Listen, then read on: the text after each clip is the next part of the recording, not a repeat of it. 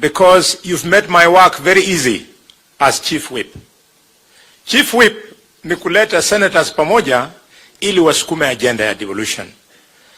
When the president took over, there was a serious arrears owed to county governments. Ninafuraha watu wetu wa nyumbani kumtangazia kwamba President Ruto in 3 quick moves ametoa pesa ya kuinua hospitali ya Kakamega. Nilipepa 982 million nikapatia Barasa. I thank you. Quickly President Ruto, huyu maneno ya poroja hapana. Huyu president ametoa 29.6 billion ya kupunguza hiyo arrears. Barasa kama chair wa finance wamegawana. Last week amepeana tena 33.2 billion akapeana kwa governors. Barasa kama chairman wa finance wamegawana.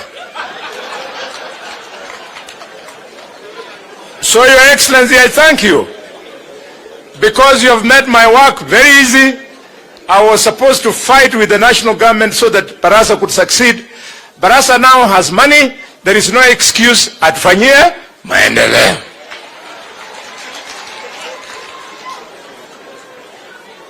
My second point, Your Excellency, ni kwamba in your vision for our community, in the first 100 days, you came here and told us that you want us to expand the airport. Ninakushukuru, and I want to thank Governor Barasa. Tumekuwa tukienda hapo, sisi wenyewe kwa mguu tukitembea.